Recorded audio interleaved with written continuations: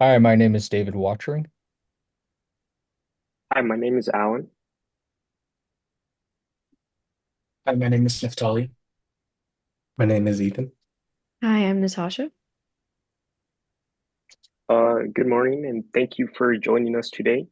Our presentation focuses on a comprehensive crime data analysis for the LAPD. Together, we examined critical data points to better understand crime patterns, victim demographics, and geographic hotspots in Los Angeles. Our team has worked collectively to break down five key analyses with detailed insights. These findings will help us inform strategies for addressing crimes, allocating resources, and ensuring safety for the LA community. Let's dive into the data and explore what it reveals about the challenges we face and the opportunities we have to make a difference. Thank you. Uh, First, we created a crime density map. Um, you can zoom in and check which areas crime occurs the most. It's also you can also filter by the crime code and the date. So this is our graph to show victims by age group, and we used a pie chart.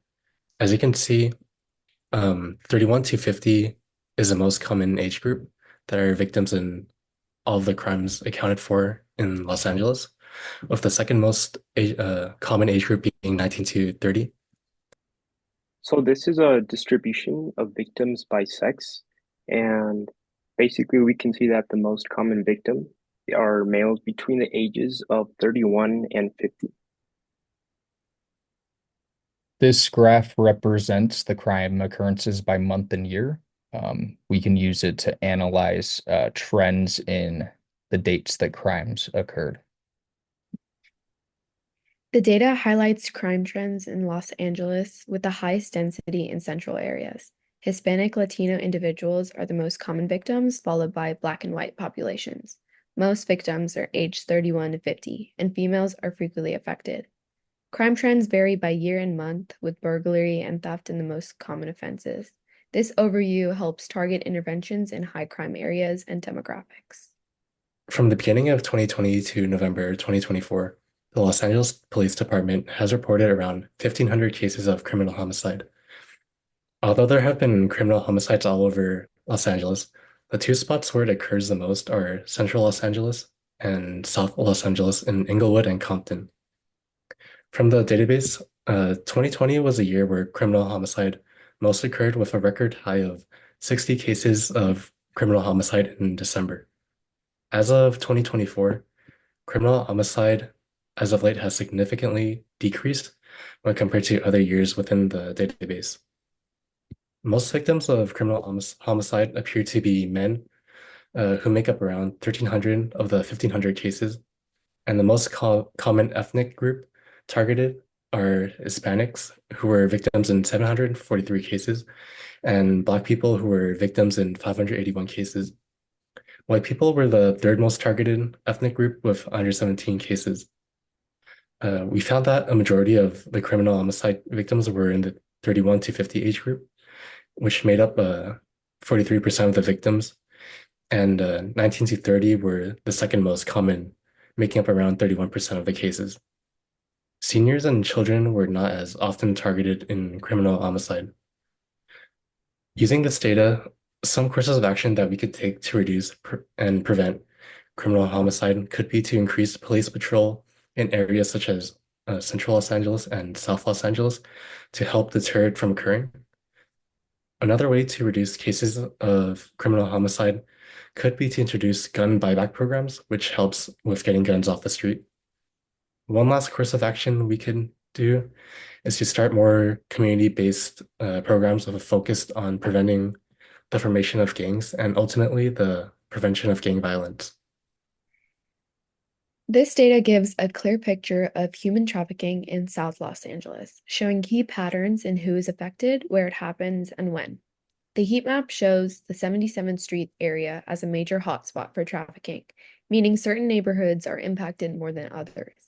The analysis of crime trends over time shows that trafficking spikes during certain months or years, which could be linked to specific events or conditions. Demographic data shows that Black females aged 0 to 18 are are the most common victims, highlighting serious vulnerabilities in this group. These findings show that trafficking is not random, but influenced by where people live, certain times of the year, and who is most at risk. To address this, efforts should focus on high-risk areas like 77th Street, creating specialized teams to fight trafficking, and offering programs to support and protect victims while helping them rebuild their lives. For our third analysis, we focused on crimes like theft, burglary, and robbery, which were critical insights about victim demographics and crime locations. The most common victims being Hispanic and white males aged 31 to 50, with central Los Angeles identified as a hotspot for these crimes. Our visualizations, like our bar chart and our density map, show the concentration of incidents in parking lots, shopping centers, and busy intersections. Now, to address these issues, targeted actions can be taken, including increasing patrol and surveillance in high crime areas, funding programs to install additional lighting and cameras, and launching public safety campaigns to encourage safeguarding valuables and locking up vehicles. Now, these measures can help reduce crime rates and improve safety for vulnerable communities. So let's take a closer look at the alarming reality of human trafficking sex crimes. The most common victim demographic are Hispanic females between the ages of 0 to 18 years old. Since most targeted victims are young and vulnerable, there needs to be a critical focus on preventative measures. And the most common location is in central LA. This region acts as a hub due to factors like high population density, socioeconomic disparities, and even trafficking networks. I believe that the actions can be taken and improved if we enhance security measures. We can do this by increasing law enforcement presence in vulnerable areas and implementing advanced surveillance systems to deter and detect criminal activity effectively. Another way is infrastructure improvements. We can improve lighting in poorly lit areas and expand the installation of high-resolution security cameras to enhance visibility and safety. The last one is awareness campaigns. We can launch targeted initiatives to increase public awareness of available support resources, including victim hotlines, counseling services, legal aid, ensuring these services are accessible and widely known. The fifth analysis in our project focuses on physical abuse crimes against children. This analysis provides critical insights into the demographics of victims, the locations where these crimes are most common, and actionable steps that can be taken to address the issue. The data reveals that the most common victims of physical abuse crimes against children are Hispanic females, obviously aged 0 to 18 years old. This demographic makes up the majority of reported cases, highlighting a vulnerable group that requires targeted intervention and support. The analysis identifies Southeast Los Angeles as the location where these crimes are most concentrated. This area serves as a hotspot for child abuse cases, necessitating immediate attention and action. Based on these findings, here are some key actions that can be taken to address this issue effectively. First, increase police presence in Southeast Los Angeles, focusing on areas where child abuse incidents are most frequently reported. The visible law enforcement can act as both a deterrent and rapid response mechanism for abuse cases. Second, we can collaborate with schools, daycare centers, and childcare facilities in Southeast Los Angeles. These institutions are critical in identifying at-risk children and families. Training staff to recognize signs of abuse and how to report them can significantly improve early intervention efforts.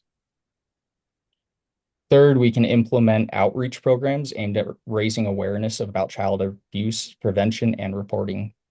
These programs can target parents, caregivers, and community members, providing information about recognizing signs of abuse and how to access support services. Finally, we can introduce child abuse prevention education in schools and community centers. These programs can teach children about their rights, safe behaviors, and how to report abuse. Educating children empowers them to recognize and avoid unsafe situations while fostering a culture of awareness and prevention in the community. Thank you for joining us to analyze LAPD crime data. We hope you learned something today. And yeah.